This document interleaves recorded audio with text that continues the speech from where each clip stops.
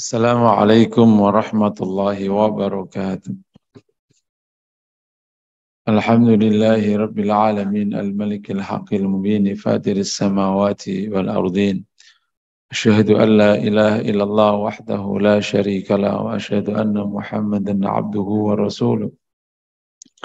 Allahumma fasalli wa sallim wa barik ala nabiyyina wa habibina Muhammad wa ala alihi wa ashabihi wa azwajihi wa dhurriyyatihi wa man tabi'ahum bi ihsanin ila yaumiddin amma ba'd.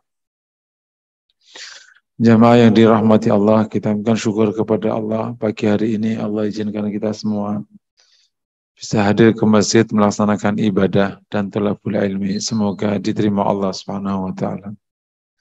Kita bisa memulai pagi dengan ibadah. Itu satu kebaikan yang tak terkira.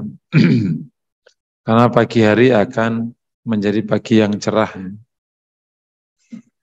Beda ketika memulai pagi dengan kemaksiatan.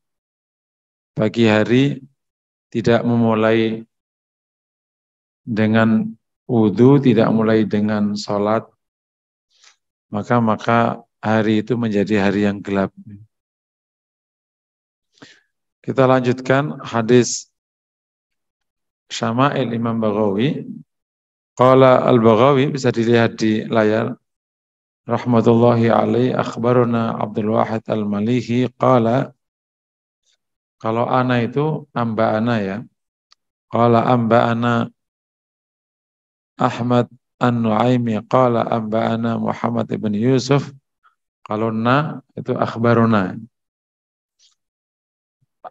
Qala akhbaruna Muhammad ibn Ismail, qala amba ana Abu Yaman, qala amba ana Syu'aib ibn An-Zuhri.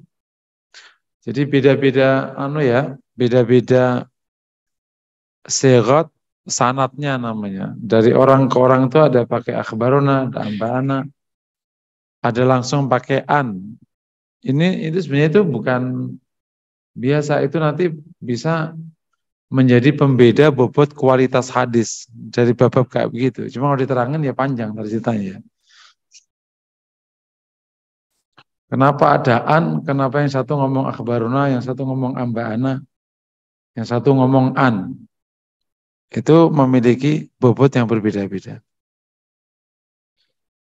Ani Zuhri qala akhbaruna Abu Salama Ibn Abdurrahman anna Abu Hurairah radhiyallahu taala anhu qala. Dari Imam Baghawi rahmatullahi alaih dengan sanadnya sampai ke Abu Hurairah radhiyallahu taala. Dulu ilmu hadis itu bobot utama untuk tahu hadis itu sahih atau enggak sahih ya mengkaji berapa orang ini itu. Masing-masing orang itu nanti akan dikaji kualitas agamanya. Dia pernah dosa besar apa enggak? Sering dosa kecil apa enggak? Jadi ketahuan seorang perawi hadis itu biografinya detail ketahuan. Kalau dia sering dosa kecil enggak diterima. Nah berarti orang fasik. Apalagi pernah dosa besar sekali, udah enggak diterima, fasik. Orang fasik enggak diterima beritanya. Ngomong 1000 kali enggak ada gunanya. Yang kedua, dicek kualitas otaknya. Otaknya encer atau oon? Oon lewat. Misalnya dia punya ngeriwayatkan 100 hadis. 100 nih. Salah berapa? Kalau benar semua, oke. Salah satu, oke. Kalau salah 4, ya udah enggak.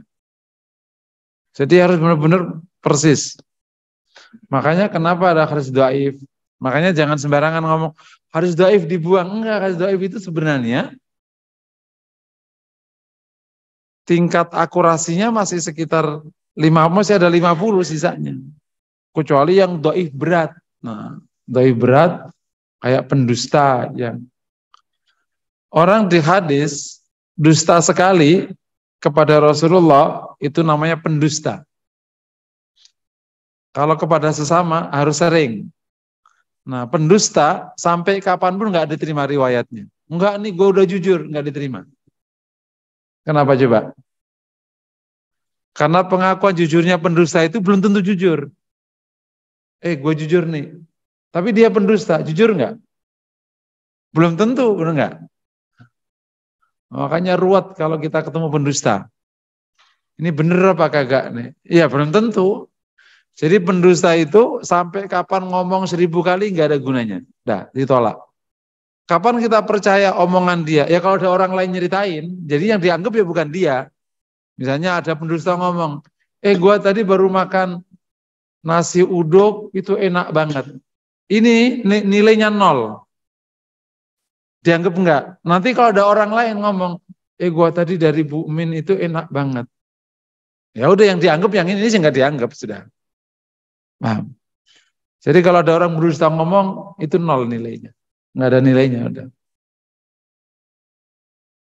Jadi segitu dulu para ulama. Kemudian setelah dicek kualitas pribadi, agamanya kayak apa, memorinya kayak apa. Yang kedua dicek hubungan sama setelahnya sama sebelumnya. Setelahnya berarti kan gurunya. Setelahnya berarti muridnya. Gurunya. Sebelumnya berarti muridnya. Dari mana ngeceknya? Dari kapan dia wafat. Bukan kapan lahir ya, kapan wafat. Kemudian dia pernah tinggal di mana aja. Kalau beritanya ngomong akhbarona, itu berarti ada keyakinan dia ketemu. Karena memberitakan kepadaku dia, berarti kan memberitakan. Atau ngomong sami tuh, saya mendengar darinya. Itu berarti ada kepastian dia ketemu. Tapi kalau ngomong dari itu belum tentu ketemu. Itu dicek tuh. Nah kalau kedapatan dia tidak pernah masuk kota itu, tapi dia dengar orang yang tidak pernah ke situ, berarti ada peluang nggak ketemu. Berarti sejak kan makanya hadis sahih itu disebut hadis sahih. Kalau hadis yang bersambung sanadnya, bersambung itu begitu tuh. Akhbarona itu namanya bersambung satu persatu. Tapi emang ada pernyataan bersambung. Atau kalau nggak ada pernyataan bersambung, dia hidup satu masa dan berpeluang untuk ketemu. Kalau berpeluang nggak pernah ketemu, ya nggak bisa contoh. Orang selalu tinggal di Irak, tapi nggak pernah haji, misalnya kan, karena gurunya nggak tinggalnya di Syam, juga nggak pernah haji, misalnya, ya nggak bisa ketemunya di mana. Karena peluang ketemunya itu dulu ada di haji. Dulu banyak hadis itu ketemunya di haji. Sekira kalau tidak ada proses rihlah. Makanya tradisi para ulama dulu itu umur 14 pasti keluar dari kotanya untuk mencari ilmu dari ulama lain. Standar 14 pergi. Jadi orang Padang itu udah bagus tuh. Nggak kayak orang Bintaro mah nggak ada yang pergi. Orang Padang kan kalau nggak salah SMP ya, SMP pergi dia kalau nggak salah gitu. Jadi dulu para ulama pada itu pergi. Syekh Abdul Qadir Jailani rahimahullah alaih, itu umur 14 tahun, udah kan Syekh Abdul Qadir Jailani itu kan lahir dari Al-Jilan, dari negeri Jilan. Dia pergi ke Baghdad. Dibekali sama ibunya cuma 40 dirham. Cukup seminggu doang itu. 40 dirham kalau nggak salah. Pada waktu dibegal, kan dipesan sama ibunya itu, jangan pernah bohong sekalipun. Jadi modalnya Syekh Abdul Qadir Jailani menjadi waliullah itu dari kecil tidak pernah dusta sekalipun. Begitu dibegal, jadi dia rombongannya itu dibegal. Kan ditanya, kamu punya apa? Enggak punya. Digeledah, ada duit. Kamu punya apa? Nah ini kan bocah, 14 tahun masih kecil kan. Kamu punya apa? Aku punya uang. Ditanya malah ngaku. Enggak percaya. Aku punya uang. Dikasih. Karena dia ngakot, malah akhirnya pergi. Wah ini bocah berarti enggak sembarangan. Lari malahan si begal ini. Nah itulah awal karomahnya muncul di saat kecil itu. Dan datang ke Baghdad dengan uang 40 dirham atau 40 dinar, pokoknya nggak dirham lah. Itu nggak lama habis sudah uangnya. Habis sudah, nggak bisa ngapa-ngapain. Akhirnya dia situasinya mulai rumit. Nah itu sampai kemudian ya makan seadanya ya bisa lapar. Terus sampai akhirnya mulai tumbuh, ada bisa ngaji, bisa ada kerja, mulai ngajar, akhirnya tinggal di Baghdad. Syarul Qadir Jailani itu kalau punya majelis sekali pertemuan zaman itu 70.000. 10.000 itu seberapa? Sekali zaman itu padahal nggak ada telepon, nggak ada, datang satu majelis. 10.000. Ya ahli tafsir, hadis dan seterusnya. Jadi ada namanya rihlah ilmiah. Jadi dia datang kepada para guru yang lain untuk mendapatkan ilmu, termasuk salah satunya ilmu hadis. Berikutnya juga kebiasaannya kalau balik akan haji. Di haji itulah sasaran empuk dapat ulama-ulama besar. Kan kalau misalnya ada Syam, ada Mesir, ada Irak, kan nggak gampang juga dia rihlah ilmiah kemana-mana. Terutama ya sasarannya kan Baghdad, waktu zaman Abbasiyah. Kalau zaman Umayyah, berarti kan di Syam. Tapi yang paling enak itu ketemunya di Mekah. Seluruh ulama besar kumpulnya di Mekah. Jadi situlah dapat ilmu nggak sedikit. Makanya udah di Mekah bisa berbulan-bulan, ada 3 bulan di Mekah dan seterusnya. Termasuk kebiasaan orang sini dulu. Nah sekarang hajinya bukan cari ulama, cari pasar, cari produk sekarang. Haji kemana? Lo beli emas dari mana? Gitu. Jadi bukan cari ilmu kalau ke Mekah.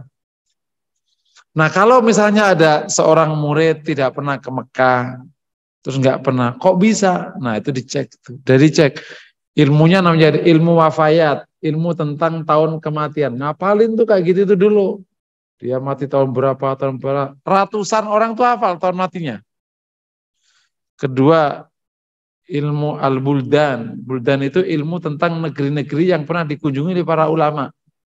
Dia pernah tinggal di mana, Jadi ketahuan dia pernah tinggal di mana aja ketahuan. Karena kalau tidak pernah masuk di kota itu, terus dari mana dia dapat ilmunya? Oh nggak pernah masuk di kota itu. Dan lain sebagainya. Nanti apa ilmu tabaqat. Sebab itu ilmu tentang murid dan guru.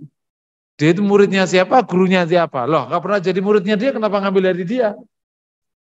Makanya kita bersyukur namanya nanti ada ilmu jarh ta'dil.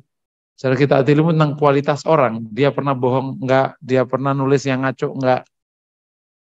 Dan sekian ilmu yang nanti akhirnya hadis ini sahih. Panjang sampai sahih. Maka sekarang bersyukur pada Allah. Kita tinggal sahih kemana. Sekarang mau sudah tinggal enak. Jadi ada perbedaan sebagian ulama, perbedaan. Awal Masya Allah.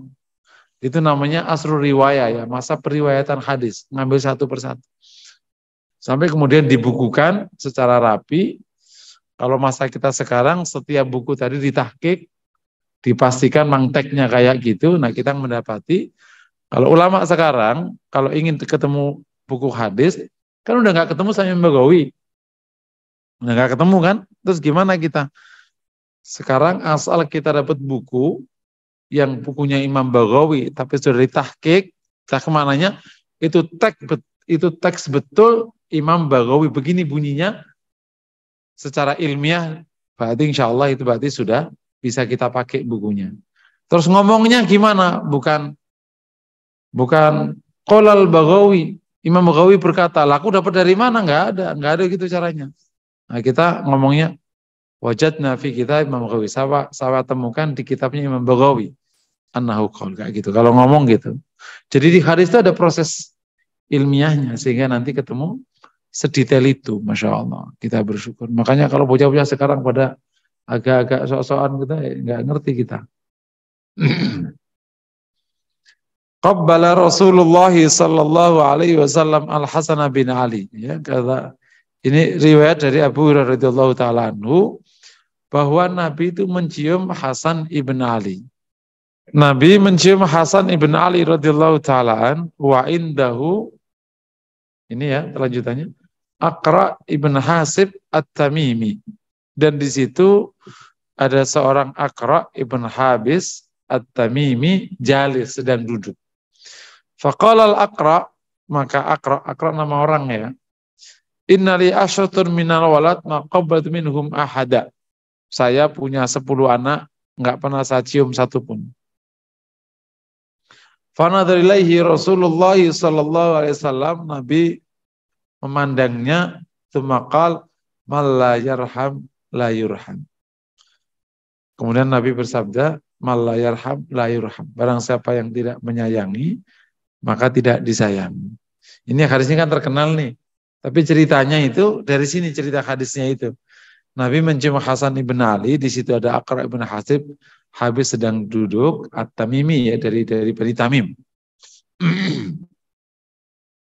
Aqra mengatakan, saya punya 10 anak, nggak pernah saya cium. Nabi melihatnya dan Nabi mengatakan, la yarham la yurham. Siapa yang tidak menyayangi, maka tidak disayangi. Ini pesannya.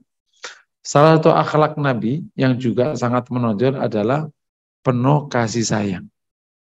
Nabi itu orangnya penyayang. Penyayang kepada keluarganya, juga penyayang kepada umatnya.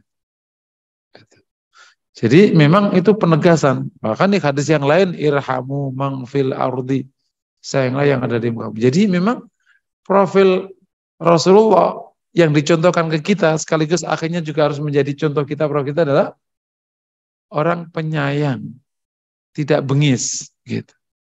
Tidak bengis, tidak jahat, tidak tegaan, penuh kasih sayang, gitu. Dan kalau kita tarik lebih jauh, ar-rahmah, kasih sayang yang ada pada sifat seseorang itu tumbuh dari kebersihan hati. Semua orang yang bersih hatinya dapat dipastikan sifatnya pasti penuh kasih sayang. Karena ilustrasinya itu gini, seperti yang dikatakan Ibnu Qayyim rahmatullahi alaihi di Madarijus Salikin ya. Hati itu kalau diibaratkan tanah, maka ada tanah keras, ada tanah lembut. Zikir itu ibaratkan kalau konteks tanah itu kayak air. Kalau tanah itu diairin terus, maka tanah itu ada lembut, gembur. Maka gampang menerima benih. Dan benih itu tumbuhlah jadi aman. Nah, kalau orang itu zikir, ibadah, maka hatinya pasti gembur. Enggak keras. Melihat sesuatu itu menggunakan situasi kasih sayang. Bukan situasi marah dan amarah. Nanti Bapak coba aja. Jadi kenapa kok memang ulama-ulama besar itu kok memang jarang marah? Itu enggak dibuat-buat, emang begitu. Emang hatinya begitu. Kenapa kok misalnya suka memberi? Emang enggak tegaan, padahal dia enggak punya. Imam Syafi'i rahmatullahi alaih pernah belanja, duitnya cuma 27 dirham, itu doang duitnya, belanja makanan. Begitu makanan dipegang, ada orang lihat, dikasih. Terus dia ya nggak makan. Emang nggak tegaan sama orang. Karena emang penuh kasih sayang. Emang hati-hati orang baik. Gitu. Jadi sifat penuh kasih sayang itu adalah sifat yang sangat menonjol dari Nabi. Makanya ya sabdanya irhamu man fil ardi yarhamukum man fis sama inna ahdir rahmah ya Allah fi qalbi yasha'u min ibadi. Ini kasih sayang Allah tempatkan di hati orang yang ia kehendaki. Jadi memang ada orang yang dikasih hati kasih sayang, ada yang tidak. Tapi kita perlu minta kepada Allah supaya dikasih hati yang penuh kasih sayang. Makanya salah satu contohnya kemarin sudah kita bahas kan, ketika sejumlah sahabat datang ke Nabi mau belajar, kemudian tampak dia sudah kangen sama keluarganya, suruh pulang. Jadi Nabi SAW sholat ingin panjang, tapi dengar ada bayi nangis, dipendekin. Emang penuh kasih sayang, nggak tega. Ya, yang kedua, nah bentuk kasih sayang itu dekat sama anak kecil. Ini salah satu indikasi yang paling gampang. Kita itu penuh kasih sayang apa enggak? Sama anak kecil deket enggak? Kalau bisa dekat sama anak kecil, itu berarti sudah ada tanda kau punya kasih sayang. Karena kalau kekanak-kanakan pasti kan nyayangi ya. Kalau kau itu tegaan, nggak mungkin nyentuh anak kecil. Pergi. Punya kecil pada main di masjid. Sana yang main sana. Nah, berarti itu pasti orangnya keras. Anak kecil main di masjid, ya anak kecil, pada main. Nih om kasih duit. Jadi Rasulullah SAW itu sama anak kecil Madinah. Sehingga kita bisa mengatakan anak-anak itu, kalau Rasul datang, itu yang nyambut anak-anak. Jadi kalau saya bayangkan, mau saya bahasakan sekarang gitu. Ya Rasulullah datang, disambut. Yang nyambut anak-anak. Terus anak-anak kecil suka ngumpul datang ke Nabi. Terus ngajak Nabi jalan. Dan Nabi melepas tangannya, ditarik-tarik sama anak-anak kecil. Bayangin aja, Rasulullah, pimpinan, Rasul terbaik, ditarik-tarik anak kecil, dilepaskan. Emang Rasul dekat sama anak-anak kecil. Jadi anak kecil itu senang dengan Nabi Shallallahu Alaihi Wasallam. Anak kecil aja bisa dekat sama Nabi Shallallahu Alaihi Wasallam. Gitu. Nah, salah satu ekspresi lagi penuh kasih sayang itu ya bisa mendekap anak kecil, mencium anak kecil. Apalagi itu ini cucunya kan. Dan apalagi ini Hasan ini Sayyidu Ahlil Jannah. Yakni pangerannya Ahlul Jannah. Jadi memang Rasulullah punya cucu, ya ini dong Hasan sama Husain. Yang cucunya yang menjadi yang dari Bani Hashim. Karena kan anaknya Zainab, Utsman tidak Bani Hashim. Memang salah satu kelebihan Hasan Husain itu ayahnya Bani Muthalib kan, ayahnya Ali bin Abi Thalib yang merupakan Bani Muthalib, Bani Hashim. Sementara yang lain anak laki Nabi meninggal usia kecil semua, yang perempuan nikahnya kan cuma 3 doang perempuan kan, Ruqayyah, Zainab, Fatimah. Ruqayyah sama Zainab nikah sama Utsman. Utsman berarti anaknya menjadi Bani Umayyah. Berarti cucu Nabi lewat Zainab. Sementara cucu Nabi yang lewat Fatimah ketemunya Ali Bani Hashim. Ini yang disebut, ya ini jadi keluarganya ini. Karena nasab dari laki. Itu. Cuman di dalam proses penasapan khusus, meskipun ini nggak tahu.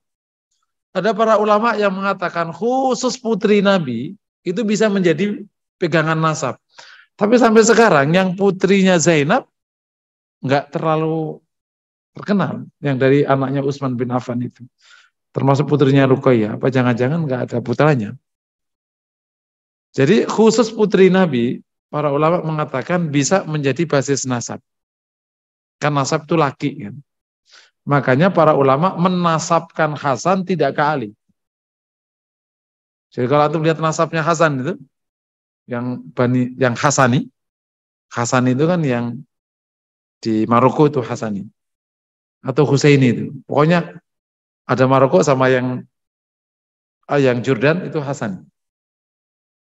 Nasabnya itu Ibn Hasan bin Fatimah. Dibelokkan ke Fatimah supaya ketemu Nabi Sallallahu Alaihi Wasallam. Para ulama mengatakan putrinya Nabi bisa menjadi basis nasab. Nah, ada konsep nasab, ada konsep duriyah namanya.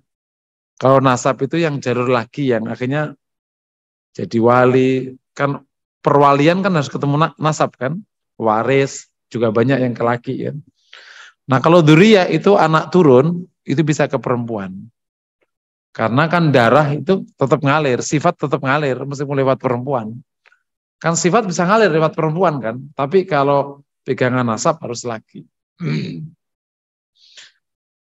Jadi ekspresinya mencium keluarga anak-anak kecil itu. Ini cucu Nabi yang sangat mulia dan Hasan memiliki satu pengorbanan besar yang memang sudah disebutkan Nabi sebelumnya. Hada sayyidun Wa sayuslihullahu baina fi'ataini azimatain. Ini seorang pemimpin yang Allah akan damaikan, persatukan kembali dua kelompok besar kaum mukmin. Di tangan Hasan. Jadi setelah Ali bin Abi Thalib syahid, maka kaum muslimin mengangkat Hasan menjadi khalifah. Setelah 6 bulan dipimpin sama Hasan, Hasan menyerahkan ke Muawiyah radhiyallahu taala. Agar Hasan mengatakan, tidaklah mungkin umat Nabi terpecah seperti ini. Bagaimana umat Nabi terpecah? Dia memilih melepaskan ke Muawiyah dan dia senang biar umat Nabi bersatu. Masya Allah, pengorbanan. Jadi makanya kalau tidak hormat sama keluarga Nabi itu salah satu ini pengorbanan Hasan ibn Ali radhiyallahu atau Hasan ibn Fatimah radhiyallahu taala anha. Akhirnya umat Islam bersatu kembali. Makanya ada yang mengatakan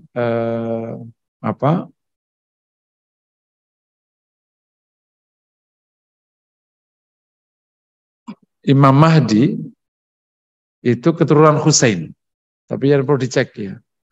Karena itu adalah salah satu keutamaan yang Allah berikan kepada Husain yang waktu itu memang tidak diberikan oleh Allah posisi kekuasaan karena udah terbunuh duluan. Maka anak cucunya dikasih. Wallahu a'lam bishawab, dicek. Dan kalau Imam Mahdi sekarang kalau di Timur Tengah ramai kajiannya. Sudah waktunya pada muncul. Wallahu a'lam. Ini bab Imam Mahdi ini. Syekh An-Nabhani Yaman mengatakan Imam Mahdi muncul di tengah perpecahan.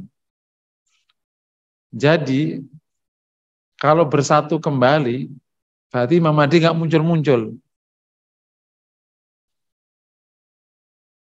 Apakah setelah situasi buruk yang masuk kategori mulkan jabbar ya, kekuasaan yang dolim ini, kan di semua negara muslim bersatu kembali, kalau dia bersatu kembali ada pemimpinnya, berarti tidak masanya Imam Mahdi.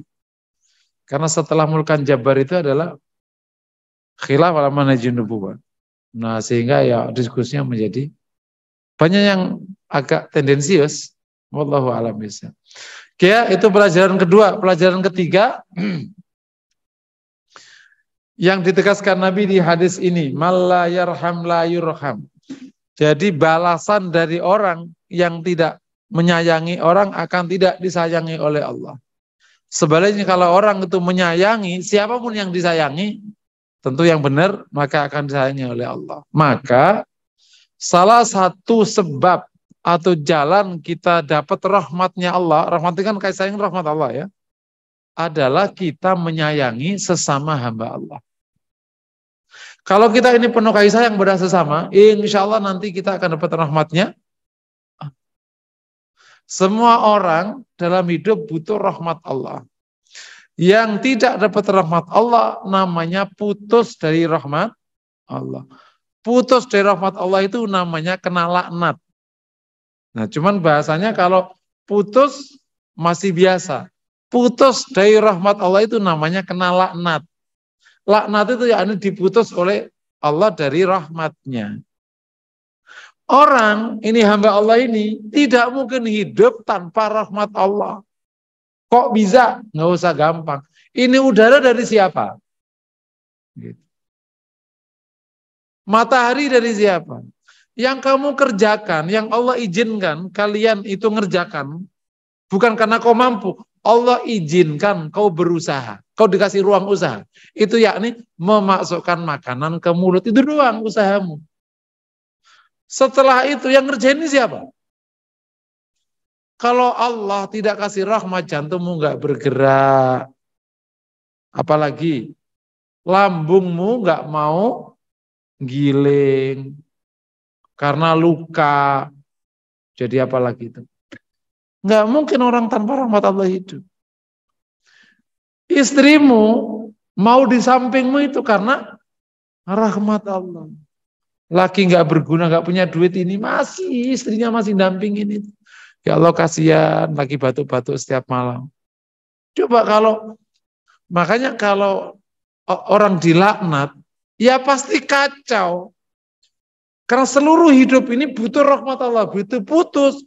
Istrimu kabur, anakmu ngawur, mertuamu ngusir, anginmu tersedak, anginmu kotor, matahari nggak muncul udah mati kamu. Kacau hidupmu, pikiranmu kacau, pandanganmu burem. Yang membuat kita hidup karena Allah kasih rahmat kita. Berjalan normal. Pernah dengar nggak ada orang mati gara-gara makan bakso? Dengar kan? Makan bakso, masuk ke sini, nggak bisa turun, nggak bisa naik. Orang Kerawang atau orang Cikarang. Makan, kayak kesedak gitu, jadi belum dikunyah, masuk. Pas masuk, ngunci di sini. Keluar nggak bisa, masuk nggak bisa, saking gedenya. Mati. Jadi ketika kau masukin makanan itu, tetap itu rahmatnya Allah, bisa masuk. Kalau enggak ngunci di mari. Serius. Apalagi udah aki-aki, kalau enggak pakai air, enggak masuk. Apa namanya? Keselatan apa namanya? Kan kurang cair kan kalau tenggorokannya aki-aki kan? Nah, kayak anak muda makan apa aja bisa masuk. Kalau orang tua kalau enggak pakai air bisa masuk. Dan lain sebagainya. Jadi, Rasul ngasih clue, kalau kita tidak menyayangi, kita disayangi. Jadi, supaya kita dapat rahmatnya Allah, kita memberikan kasih sayang kepada sebanyak mungkin orang. Jadi, ada 4 level kasih sayang itu. Pertama, kasih sayang kepada keluarga. Karena Nabi menjatuhkan di keluarga. Jadi, kepada keluarga itu yang penuh kasih sayang. Tidak hitung-hitungan, tidak hitungan tenaga. Makanya saya termasuk orang yang paling tidak setuju nyekolahin anak itu menggunakan pendekatan investasi. Pertama nanti khawatir nggak ikhlas, nggak ada pahalanya, itu pertama. Kedua, nanti kamu mikir susah baliknya. Kenapa? Ya karena kalau yang mahal nggak gampang balik. Yang ketiga, nanti kamu uring-uringan. Kalau anakmu minta banyak. Belum lagi nanti kalau tua dia nggak balas padamu, kamu tak terkira. Jadi nyekolahin anak, didik anak itu perintah Allah. Udah mau berapapun memang itu perintah Allah. Sudah kok kita ada di situ. Nggak ada urusannya balik. Nggak ada urusannya. Jadi jangan terlalu kapitalis. Kita kan muslim, bukan kapitalis. Ini investasi saya ini. Nanti kalau kayak gitu urusannya, kamu akan mesesek sendiri, sakit sendiri setiap hari. Dulu Abi itu biayain kamu ratusan juta, miliaran kalau di beberapa fakultas kan mahal tuh. 2 miliar baru, apalagi kalau keluar negeri ya udah.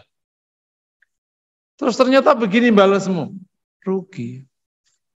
Sama dengan laki-laki ke istrinya, ngasihnya itu hitung-hitungan.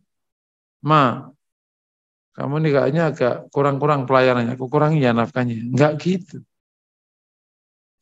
Imam Syafi'i mengatakan, perbuatan suami ke istri ke suami itu perbuatan ibadah, bukan muamalah. Kalau muamalah, itu gini kalau muamalah, perbuatan muamalah itu.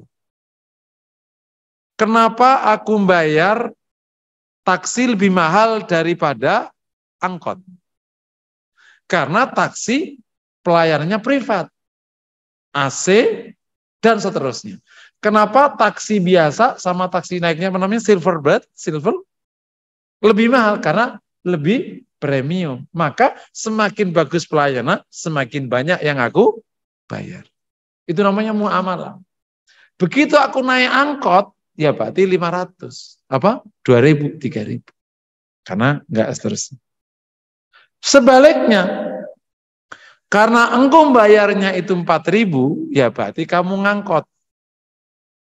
Tapi kalau bayarnya kamu itu 200.000, ya tak kasih taksi. Paham ya?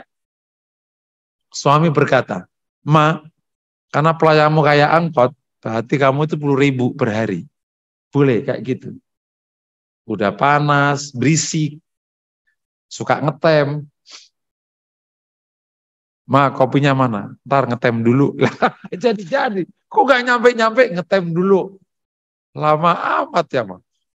Ada makanan gak, Ma? Ntar lah. Lagi ada temen nih. Papa gak bisa bikin sendiri. Nah, itu namanya lama. Kan? Sebaliknya, nih kata istri. Mas, karena kamu bayarnya cuma 100.000 per hari, ya pelayan berarti ya kayak inilah bajek lah kan, berarti ya bajek ya, kadang ngerem kadang belok semuanya saya lah, kecuali kamu seharinya 1 juta ya baru itu agak pakai kayak premium itu, boleh nggak gitu? Nggak boleh. Jadi memang tindakan suami ke istri itu ibadah, tindakan istri ke suami ibadah. Makanya kalau ada seorang istri mengambil peran mengerjakan pekerjaan rumah, misalnya, Mas ini kan nggak ada mbaknya. Kemarin mbaknya kamu gaji berapa? 3 juta. Sip ya. Yang ngerjain sekarang S3. Aku kerjain ya. Berarti kali 5. 15 juta. Sini. Ini selain nafkah loh. Ini kerjaan. Nggak boleh. Jadi kalau wanita ngerjain, itu tidak boleh ada ujrohnya. Nggak boleh ada upahnya. Jadi segitu ya udah. Memang penuh kasih sayang aja.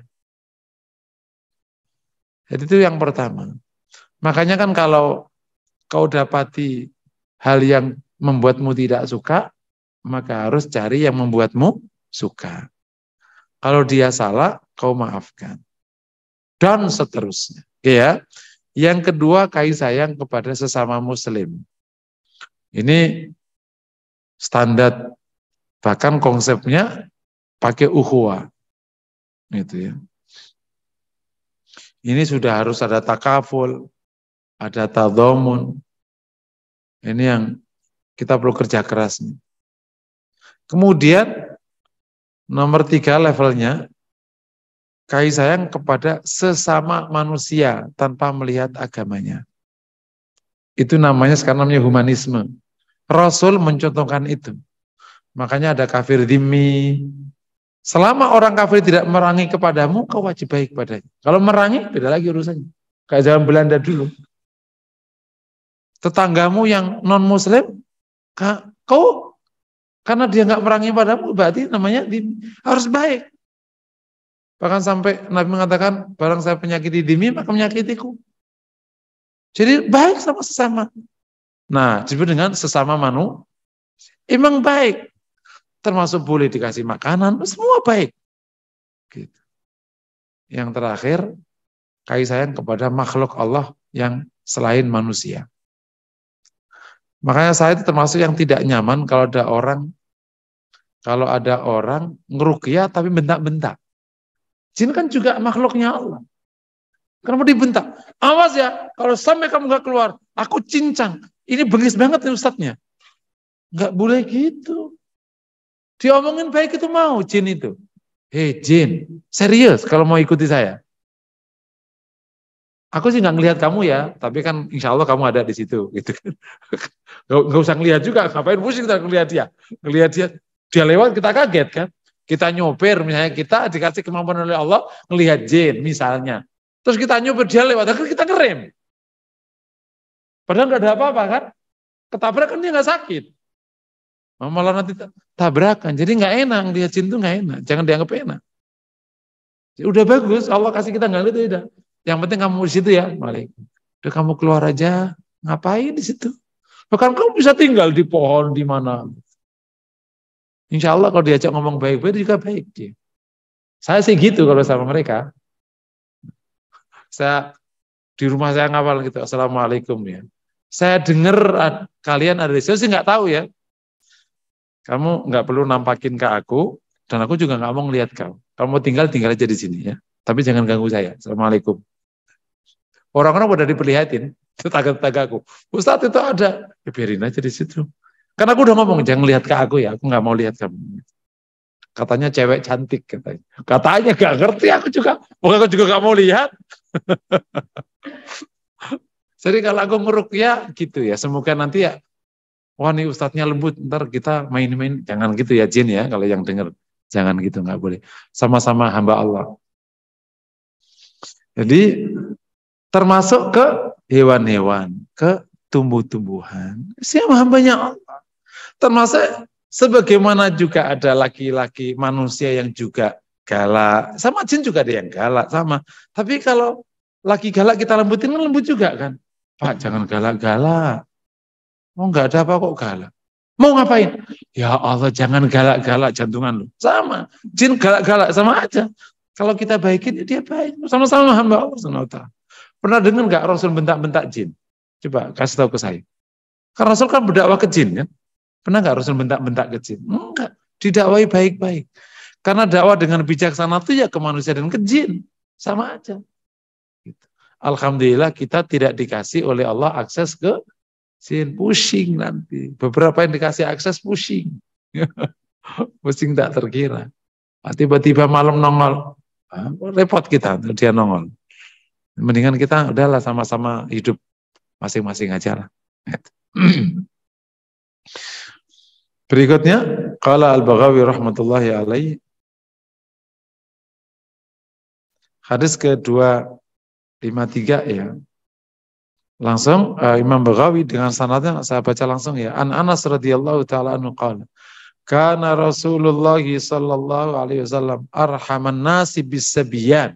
Nah, dinyatakan oleh Anas. Masya Allah. Anas ya yang tinggal bersama Nabi 9 tahun sampai 10 tahun, 9 lebih ya. 10 tahun itu menyatakan iya Rasulullah itu orang yang paling menyayangi anak-anak.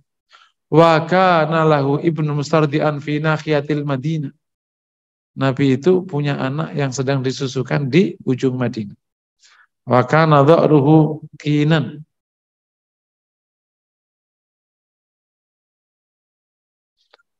Wa kana ta'ruhu qayyunan ya.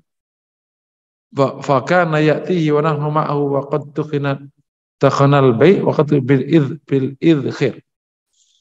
Jadi ini kelihatannya Ibrahim karena yang sampai di Madinah itu Ibrahim, yakni anak dari Maria Kiptia. Karena kan yang anak yang lain sudah meninggal waktu di Mekah. Jadi ada suara lagi sakarat. Fakana ya'tihi wa nahnu ma'ahu. Fakana ya'ti, Nabi suka mendatanginya wa nahnu ma'ah, dan kami bersama Nabi. Waqad dakhana al-baitu bil idkhir. Dan rumahnya itu sedang di dengan idkhir. Idkhir itu salah satu pohon. Fayashumu yuqabbilu, maka Nabi menciumnya mendekat. Yashumu itu mendekat dan menciumnya. Posisinya di sini fayashumuhu wa yuqabbilu. Ini kalau antum baca di poin ketiga. Jadi benar Ibrahim, li'anna ar-rajula alladzi kana Ibrahimu inda, laki-laki yang dimana Ibrahim ada di situ. Karena qainan ay haddadan, dia itu tukang besi. Wa kana tukhan al-kir, asapnya besi itu qatmal al-bait. Nah, karena kan waqad dukhinal bait, sementara rumah sudah penuh asap bil idkhir. Ya karena si laki-lakinya itu yang dititipi sama Rasulullah, titipi Ibrahim itu, dia pandai besi. Maka Nabi mendekat masyumuhu wa yuqabbilu ya, mencium Ibrahim. Di sini ditegaskan oleh Anas bin Malik radhiyallahu taala anhu, karena arhaman nasi bisibyan. Nabi orang yang sangat paling menyayangi anak-anak. Salah satu bentuknya ini salah satu bentuknya. Sebagaimana juga tadi disebutkan di atas penegasan bahwa ekspresi tentang kasih sayang itu adalah bisa menyayangi anak-anak. Dan kita bisa ngetes, kalau kita sama anak-anak kok bisa dekat, berarti bisa jadi memang di kita ini, di hatinya kita ada kasih sayang. Insya Allah kalau sama anak-anak dekat, berarti sama orang dewasa bisa lebih baik. Tapi kalau anak-anak aja nggak bisa, anakmu aja nggak bisa dekat sama kau, Naudzubillah ya. Mangku aja nggak pernah, nggak pernah, kayak pasukan gitu kalau mimpin anaknya, ya jangan-jangan emang orangnya kau ini bengis. Jangan-jangan, emang galak, jangan-jangan. Mungkin demikian materi pada pagi hari ini. Kalau ada pertanyaan dipersilakan. Nah, jadi memang khusus hewan, tentu kalau kita dalam Islam itu setiap ada panduan, itu tidak terlepas dari panduan yang lain ya. Karena ajarnya kan nggak terpisah. Kita ngomong kasih sayang ini ya bukan berarti hewan najis kamu peluk-peluk, ya nggak boleh tetap. Kayak anjing, ya enggak. Yang boleh ya kucing. Jadi artinya bab kasih sayang kepada makhluk Allah ini ya tentu dipandu oleh bab-bab lain yang ada di tempat, karena ajarannya sama dan tidak saling menegasikan. Sudah diatur sama yang mensyariatkan, tidak saling menegasi. Jadi menyayangi hewan yang memang bisa disayangi, yang masuk kategori makluf namanya, hewan-hewan yang jinak. Contohnya kucing. Hewan-hewan yang bisa kau sentuh dan tidak menyakitimu. Kalau hewan itu menyakitimu, maka dijauhi. Tapi bukan berarti diserang. Kapan kita boleh membunuh? Kalau dia nyerang. Nah, ada sejumlah hewan yang diizinkan dibunuh. Diizinkan dibunuh. Kayak ular, itu diizinkan dibunuh. Yang diizinkan dibunuh, setahu saya ya, semoga tidak salah, tikus itu juga diizinkan dibunuh. Hewan-hewan yang memang bisa menyakiti kehidupan manusia, yang menciptakan mengizinkan membunuhnya. Jadi nggak apa-apa. Itu tidak masuk kategori bengis. Kenapa? Karena dalam rangka menjaga kebaikan. Kasih sayang aturannya kalau melebihi batas namanya lemah. Kasih sayang kalau melebihi batas namanya lemah. Contoh, istrimu digoda sama orang. Terus apa namanya? Mas ngapain? Pak, nggak boleh kasar-kasar, harus baik. Itu lembut atau lemah namanya? Lemah, karena melampaui batas. Gitu. Dan lain sebagainya ya. Jadi ada yang boleh dibunuh, berarti boleh, atau yang diizinkan dibunuh berarti boleh. Termasuk yang berikutnya, batasan keduanya. Kasih sayang kepada hewan juga dilihat dari kategori dia najis atau suci. Kalau najis ya nggak bisa kamu sentuh. Tapi kalau suci boleh.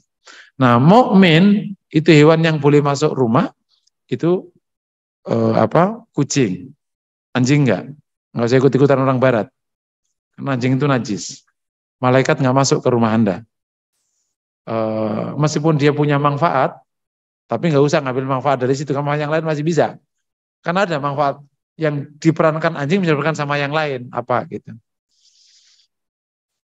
Termasuk sebaiknya engkau tidak menyangkari burung-burung. Kalau kau menyangkari, pastikan kau ngerawat sebaik-baiknya. Karena cara menyayangi beda-beda. Menyayangi bisa kau lepas, kau sayangi, atau kau sangkari. Tapi kalau kau sangkari, itu sebenarnya asalnya dianggap kurang menyayangi. Tapi insya Allah tidak sampai berdosa kalau kau memang ngurus. Jadi kalau kau nyangkari kucing, nyangkari hewan, burung, maka harus diurus siang malamnya. Kalau nggak sanggup ngurus, jangan nyangkarin. Karena itu termasuk tidak menyayangi burung, nggak menyayangi hewan. Wallahu a'lam. Nah. Jadi ada dua tipe orang nggak bayar utang. Orang nggak bayar karena zulm, yakni bahwa dia itu sebenarnya punya, tapi nggak mau bayar. Yang kedua, orang nggak mau bayar atau nggak bisa bayar karena nggak punya. Kalau dia yang pertama nggak bayar karena dia zalim, karena padahal aslinya dia punya, maka ngutang kedua boleh tidak Anda utangi. Ya udah Bapak bayar dulu, kan Bapak punya. Tapi kalau memang dia nggak punya waktu di utang pertama, mau ke utang kedua, kalau Anda punya wajib ke utang. Karena tidak ada orang yang ingin ngutang aslinya. Dan tidak ada orang yang ingin miskin aslinya. Emang nggak punya, dan emang ada. Emang belum bisa bayar. Uang untuk makan aja nggak bisa, apalagi bayar. Terus kapan bayarnya?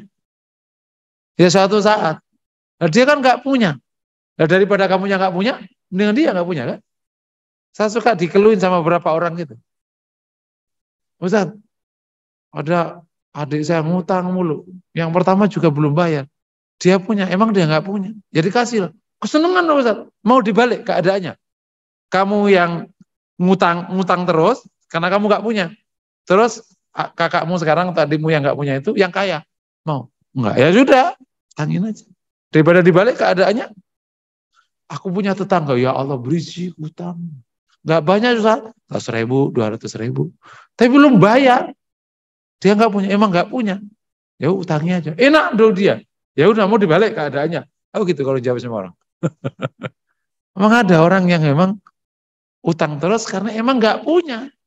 Income nggak ada. Terus gimana? Ya emang hidupnya yang utang-utang itu. Nah, kalau kayak gitu kasih aja. Kasihan. Semoga doanya, ya Allah rezekiku banyak ya. Nanti bisa ngutangin lagi. Amin. Doanya dia mustajab. Enakan kita kan? Gitu. Paham ya? Kita ngutangin 100.000. Ya Allah semoga duitku berlimpah-limpah. Amin. Gitu. Aku ada kenalan pengusaha. Kalau lagi agak repot usahanya, dia ngumpulin anak yatim, orang-orang lemah, orang fakir miskin di pertigaan Depok 2. Di situ aku dikumpulin. Om lagi ada kebutuhan nih, doain ya. Nanti kalau itu habis kasih duit. Ya Om. Insya Allah Ustaz doanya dia kan mustajab. Aku kan punya proyeknya miliaran, ngasih dia palingnya 100.000. Gitu. Masih untung. Jadi sebenarnya kalau kita minta doa ke orang miskin itu untungan kita, untungan yang ngasih. Doanya Allah. Gitu. Kita kasih 2.000 aja, doanya panjang gitu. Insya Allah, kasih aja nggak apa-apa. Kalau perlu nggak usah utang, kasihan. Wallahu a'lam. Untuk urusan agama ini memang tidak dianjurkan autodidak. Karena memahami agama itu ada teks, ada pemahaman, ada amalan. Nah, waktu teks dibaca, kalau nggak dibimbing sama seorang guru, khawatir pemahamannya tidak seperti yang seharusnya. Bahkan teks banyak bisa membantu, agak beda tetap. Karena kalau seorang guru itu kan, dia juga dulu berguru dulu kan. Gitu. Nah, sehingga ada ungkapan dari ulama salaf terkenal sekali. Malam yakun indau syaikh fa syaikhuhu syaitan. Barang siapa yang tidak punya guru yang dalam urusan agama ini, maka gurunya setan. Dan memang kedapatan banyak orang yang autodidak dalam urusan agama, pemahamannya jadi menyimpang. Apalagi kalau masuk ke Quran sama Sunnah, wah itu kalau nggak pakai guru bisa kemana-mana. Gitu. Jadi itu betul. Usul agama. Apalagi nanti kalau ilmunya yang ilmu suluk ya, ilmu laku, yang ilmu yang ada prakteknya. Kan ada ilmu yang kayak konsep halal, haram itu gampang. Tapi kalau tata cara sholat, terus dia mikir sendiri nggak jadi, harus ada gurunya. Tata cara wudhu, dari dipraktekin sendiri ya nggak ketemu, bisa kemana-mana. Misalnya apa yang perilaku ya, apalagi perilaku yang suluk itu harus ada gurunya. Wallahu a'lam. Padahal